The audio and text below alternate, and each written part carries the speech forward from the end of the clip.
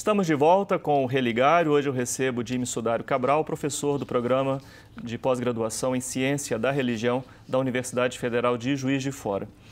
Jimmy, quais são os personagens de Dostoiévski que evocam, né, essa dimensão religiosa? Então, Flávio, o Tolstói um dia escreveu para um amigo dele que chamava Gorky, que foi amigo do Dostoiévski, foi amigo do Tolstói, mais próximo do Tolstói do que do próprio Dostoiévski.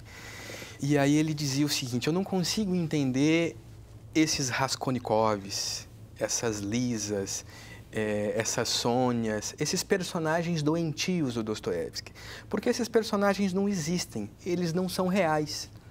O Tolstói falando, né? Eu não sei, aí ele fala, eu não entendo porque ele é tão lido. Imagina, o Tolstói falando, não entendo porque ele é tão lido, porque esses personagens deles não são reais, né?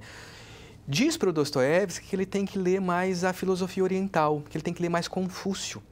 As coisas são mais simples, são mais razoáveis. O mundo não é tão complicado assim. E isso é o contrário. Tipo, pega leve, né? Pega leve, pega leve. Isso é o contrário, né? Eu acho que os personagens religiosos do Dostoiévski são, de certa forma, santos modernos. Uma personagem como a Lisa. O que é um santo moderno? Um santo moderno, é difícil falar, né, o que é um santo moderno, mas se você for perceber, ou seja, uma personagem como a Lisa, como a Sônia, são personagens que não têm subjetividade forte no sentido de instaurar valor para si mesmo e instaurar dignidade a partir de sua postura no mundo e a partir de um enfrentamento com a outra subjetividade. São personagens opacas. Uma verdade dura, uma verdade dura de reação, né? Uma autodefesa, um fortalecimento de si. Né? Se você for ver, por exemplo, nessa experiência da ascese monástica, né? Fortalecer a si mesmo. Né? Ou seja, o Dostoiévski coloca nessas personagens, né, um enfraquecimento e um despedaçamento dessa consciência que tem uma fortaleza de si, que de certa forma, causa espanto e horror. Né? Ou seja, quem quer ter uma filha como a Sônia? Uma prostituta que se vende para sustentar as filhas do seu pai, que é um bêbado, e, de certa forma, não consegue reconhecer nenhuma dignidade, nenhum valor em si mesmo, não está preocupada com isso. Né? Ou seja, é essa personagem que, de certa forma, se coloca diante de uma figura forte, como o Raskolnikov, ou a Lisa do Homem do Subsolo, se coloca diante do Homem do Subsolo e que destroem, que desconcertam essas figuras fortes. Né? Esse de certa forma, o tipo de personagem que é desconstrutor e desorganizador dessas subjetividades mais ou menos fortalecidas. Eu gosto muito de uma expressão de um filósofo francês chamado Jean-Luc Marion, que ele tenta tematizar a questão do ícone. Ele nunca cita o Dostoiévski, não é um autor que faz parte do universo literário e filosófico dele, sim, mas ele tem uma expressão no Deus Sem Ser que eu acho muito bonita. Ele fala assim, o ícone, ele tenta estabelecer a teologia oriental, né? O ícone é, de certa forma, algo que vem ao mundo para desorganizar o mundo. O olhar do ícone, né? Quando ele trabalha la visage, né? O olhar do ícone desorganiza o mundo.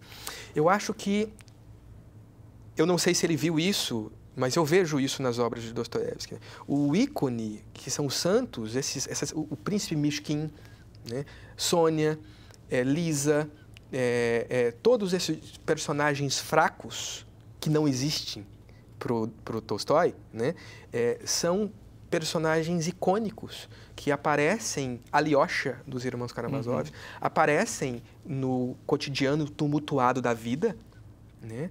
Essa vida cotidiana que é a vida da cidade moderna. O Dostoiévski é um autor da cidade moderna. Você começa a ler um romance dele e você está numa São Petersburgo completamente moderna, né? Você está numa Moscou completamente moderna, né? Ou seja, com a vida moderna pulsando. E, de repente, esses personagens aparecem e aparecem para desorganizar, né, a vida moderna, para desorganizar esse universo de articulação.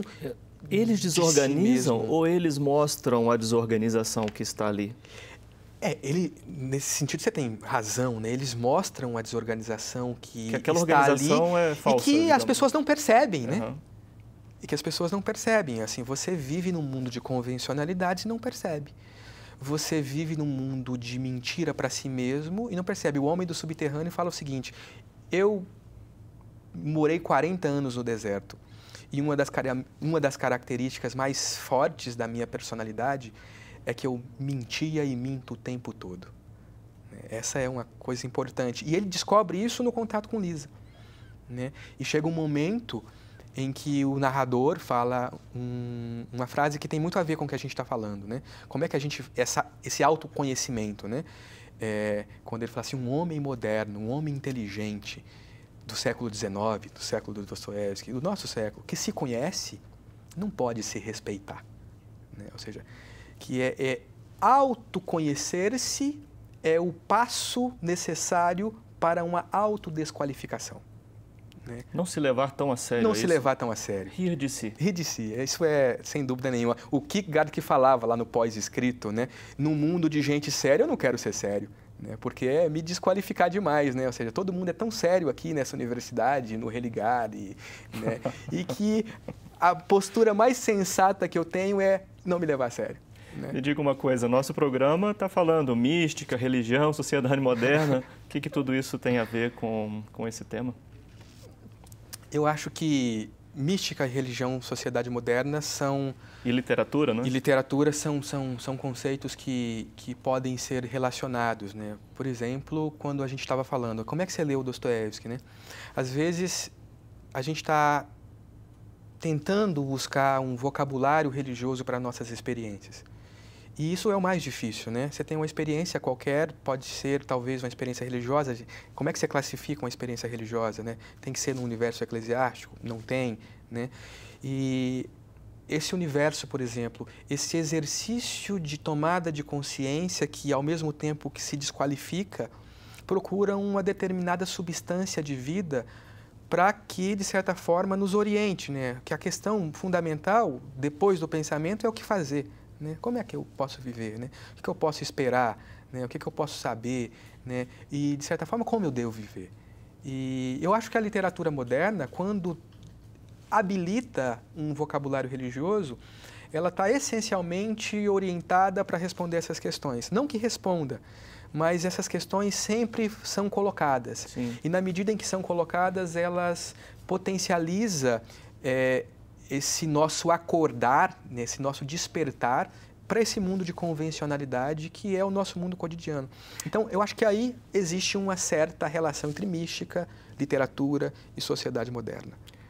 Não sei se você se lembra, no final do primeiro programa, do segundo bloco, eu deixei a pergunta como se tornar uma exceção, né, no mundo das convencionalidades, inclusive convencionalidades religiosas.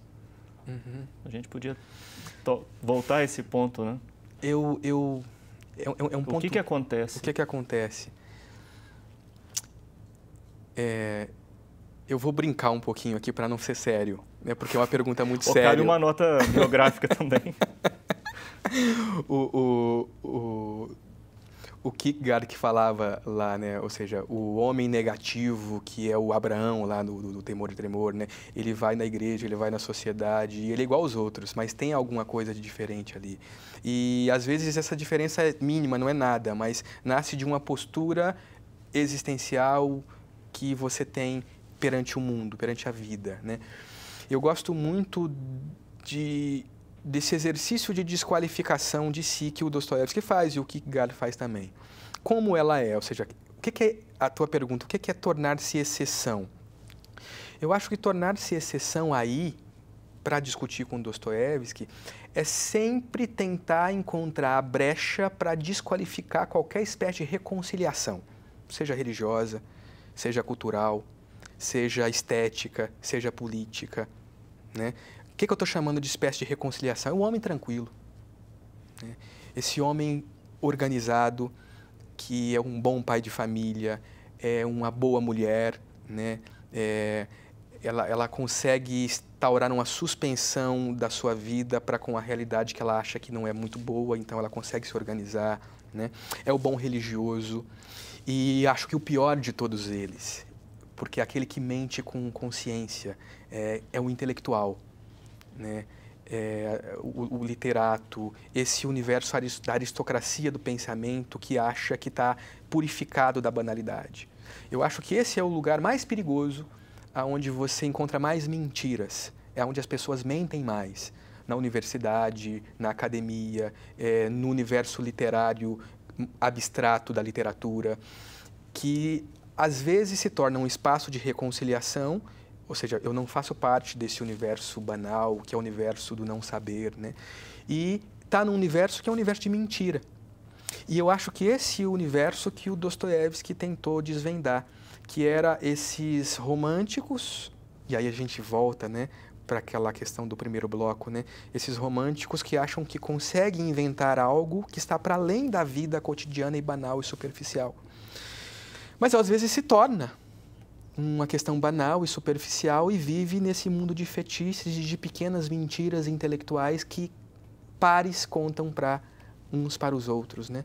E é por isso que talvez que o Dostoiévski entra, né? Eu menti o tempo todo, agora eu quero parar de mentir, né? E eu me conheci, eu não me respeito. Então eu não acho que exista em nenhum espaço da sociedade, em nenhum espaço da religião, seja qualquer ele for, espaços para reconciliações totais, assim.